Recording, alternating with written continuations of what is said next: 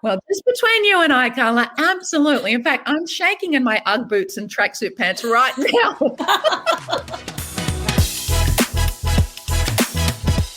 I'm your host, Carla Egan, and today we're going to be talking about public speaking, engagement, and all things around communication.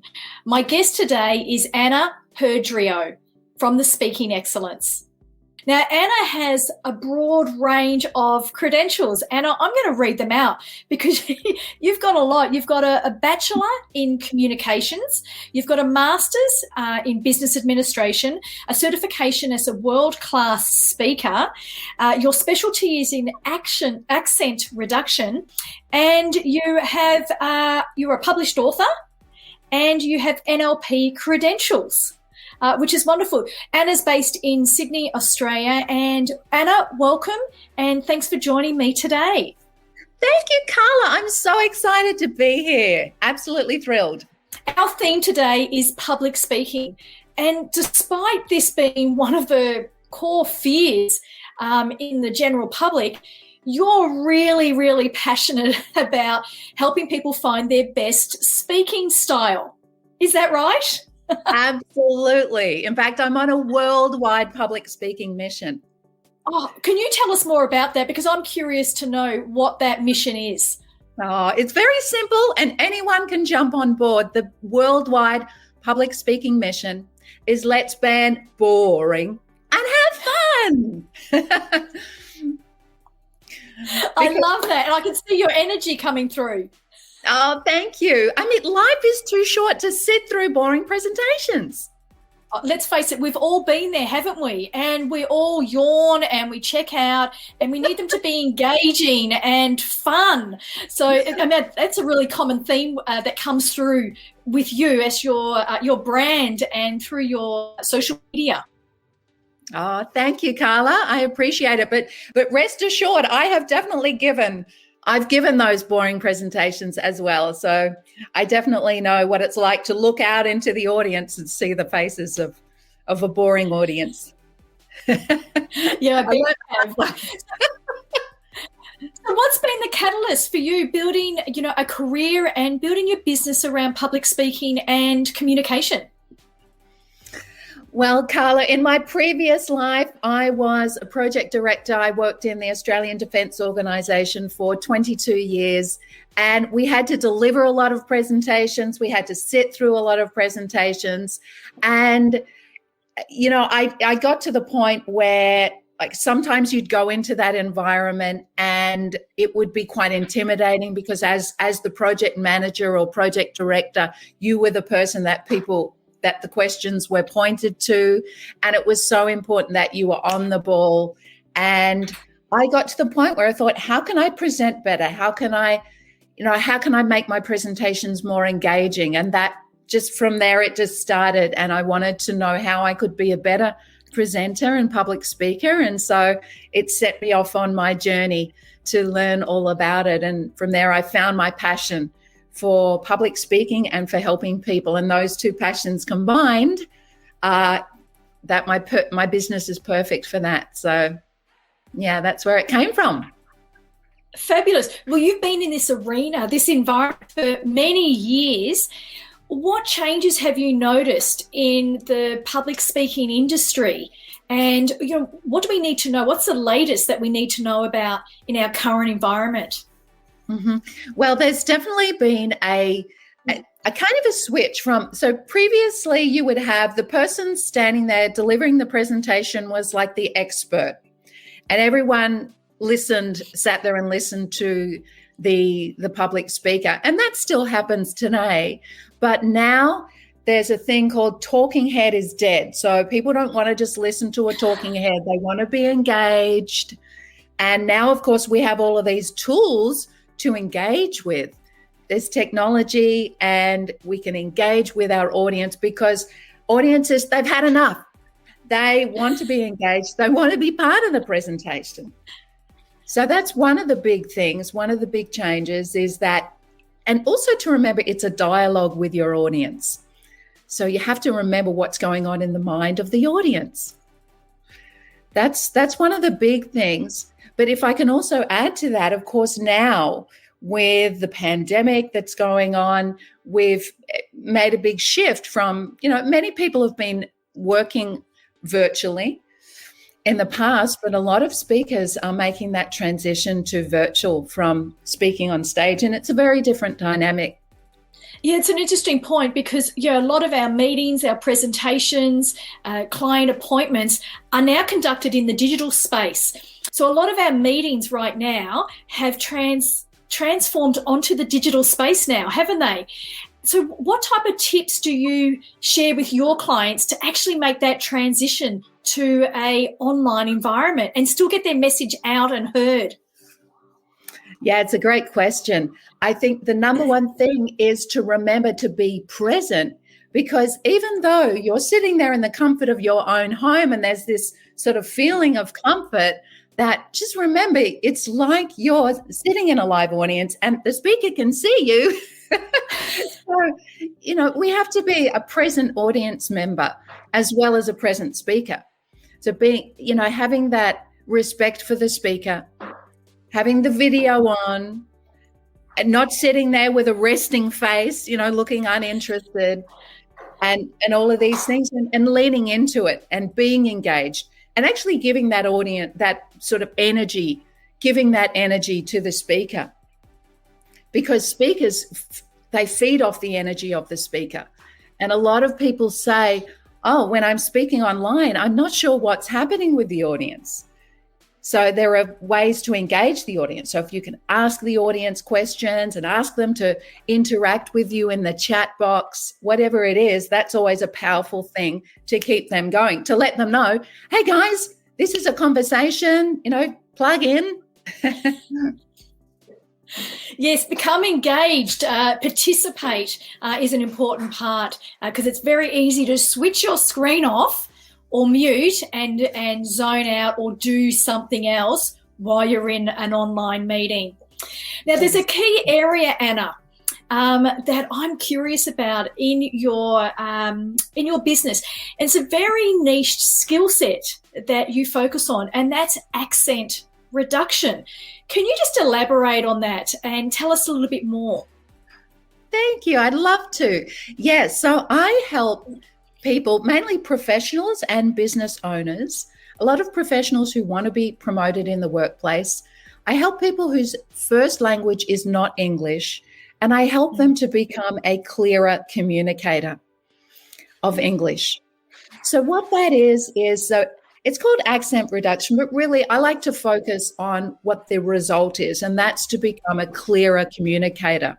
The thing is, we all have blocks when we speak, communication blocks, and that as a block is simply a word or a sound that is preventing us from not being understood. And the thing is, we all have them. So I'm helping with removing those blocks and becoming a clearer communicator. Because it's so, everyone wants to be heard, everyone wants to be respected, and especially in the workplace, it's so important. So that is what I'm very passionate about, helping people in that area. It's about getting their message out, isn't it? And finding their best speaking style. Absolutely. In a way it can be understood. Absolutely. I mean, sometimes, and for some people, it's hard enough speaking up as it is in a big group in the workplace or whatever it is. That can be quite intimidating to some people. And then if they have an accent on top of that they are feeling a little bit conscious of, then this is something that can really help them to build that confidence. Love it. I love it. And now on your website, you talk about being the only speaking coach to offer the 7 speaking truths. Can you share a little bit more detail about that? I believe it's a program, but look, share. I'd love to know a little bit more about these speaking truths. Well, the 7 speaking truths, I wrote them some years ago, and really they are the foundation for my teachings. Things like a leader is a speaker and a speaker is a leader.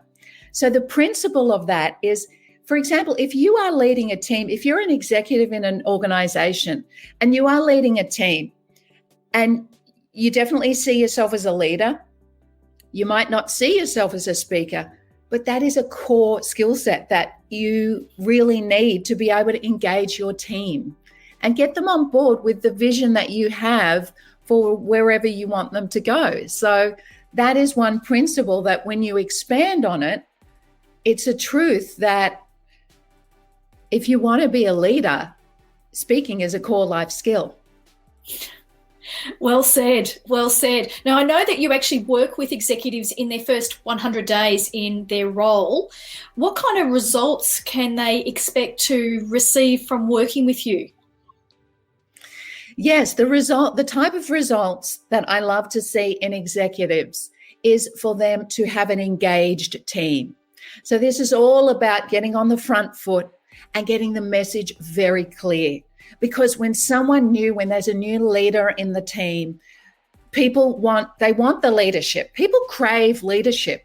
They want to know what direction they're going in, because when we don't engage our team, things start to just fade back into the normality, and we get a little bit tired, and we want that engagement. So that's the result, is an engaged, excited team. Excellent. Well, that brings about change as well, because communication there's so many facets of it, and being clear and concise is really important. Now, I know you as the Speaking Stylist. I love that title, by the way. I know you identify as the Speaking Stylist.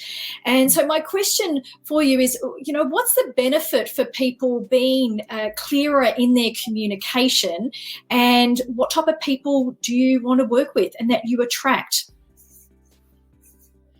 Look, I love to help business owners, entrepreneurs and professionals, the executives, and I also help lawyers who want to speak in court and win that case. But the way that I love to help people to become a clearer communicator is through that speaking style, because I believe everyone has a unique speaking style. It's who you are. And what happens when we go to speak to an audience is sometimes we can become a different person. We can become podium man or podium woman. That's what used to happen to me when I worked in the government. I'd become a different person and I couldn't be myself. And so this is about bringing out the authentic speaker in you. That's what the speaking style is all about. It's a liberating thing. When we can be ourselves in front of an audience and know and have that confidence, that's quite magical, because there is a thing called the fear of judgment and the fear of what others think, and that's very real. And it comes out when we go to speak to an audience. So I love to help people to bring out their authentic speaker. And your speaking style is coming through in spades. It's wonderful. Now, you are a very polished presenter and a speaker, and given your level of experience and your qualifications, that's not surprising. I just want to switch it up a little bit with you, and I want to talk about your written work, Anna. When you're a published author, and I want to ask you what inspired you to write your book on speaking to hearts and minds. Oh, well, thank you, Carla, for your kind comments. You're touching my heart. What inspired me to write the book was, that was right after, a little bit after I left the government, and I really wanted to capture the elements, because I'd been through all of these speaking courses. I'd done boot camps. I traveled over to the United States a number of times. I saw the World Championship of Public Speaking. I went to the Professional Speakers Convention, which was just absolutely mind-blowing.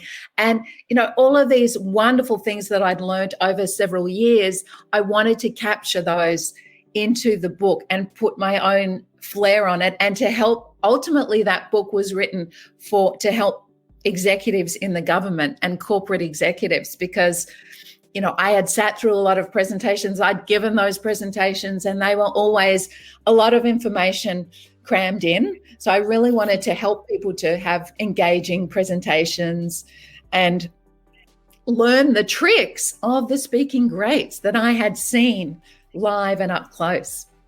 Fabulous. Now, look, just between you and I, as a speaker, do you still get nervous before doing a presentation or going on stage? Like, do speakers, professional speakers get nervous? You can just between us.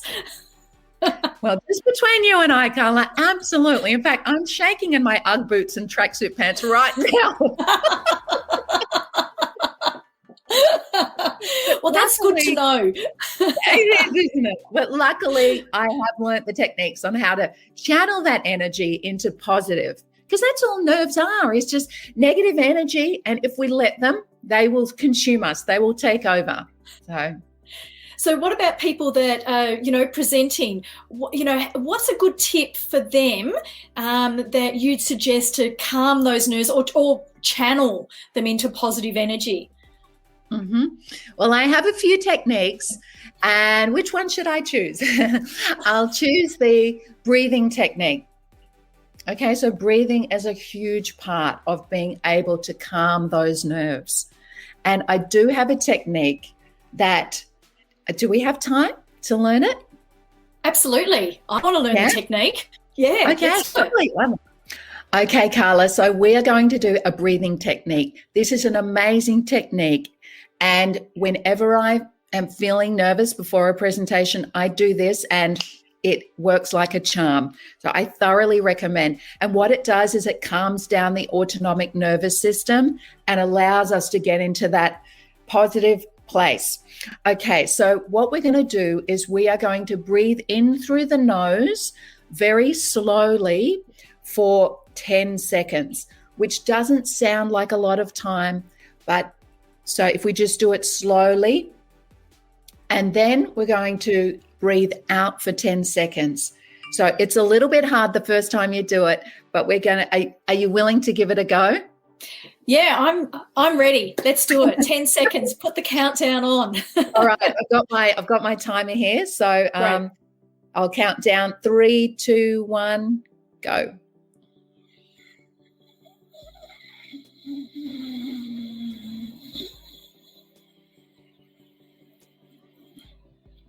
And out for 10.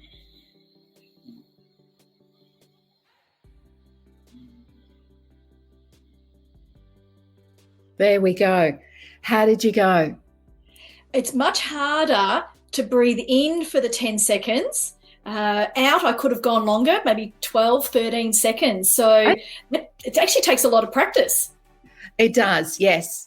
Yes. In fact, if you do you do any yoga or anything like that? No, I don't. They do breathing, and it's like high up in the nose type breathing. It sounds like a snore when you do it. So I tap into that technique when I do it, because it always allows me to be able to have that breath to keep doing it. So, yeah, but it's something that's going to calm you down before you speak and make you feel good.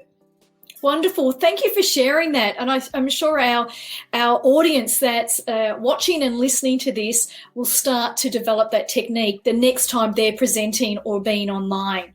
Oh, that'll be great. Now, speaking about online, we are in an online environment. We're having meetings online. We're running events. We're doing interviews. We're meeting clients and our customers online. So let me ask you, what does joining the coaching directory mean to you and your business? Oh, Carla, the coaching directory is an absolute blessing. To me, the coaching directory is really something special. I mean, Carla has brought all of the coaches together and put us in a one-stop shop and given us a space where we can shine. And I congratulate you, Carla, for that. I think it's absolutely amazing. You know, yes, it's virtual because everyone's online at the moment, and I think that's wonderful. But I just love the way that you have brought the coaches together, given us a place to come in and to be ourselves and to shine. And it's so well organized, and it is just, I absolutely love it. And I congratulate you. And I'm surprised no one's done it before. And I think, you know, the time is right. It's a beautiful timing, and I'm just so excited to be a part of it. And I'm just so glad you found me. I found you online, actually. Who could miss you? The speaking stylist. How could I miss you? Oh, well, look, thank you for your kind words. And, that brings us to the end of our interview today. As always, thanks for watching Meet the Coach. If you enjoyed our episode, please rate and review us, and we look forward to catching up with you in our next episode. I'm Carla Egan from the Coaching Directory, where we help to connect you with your ideal clients.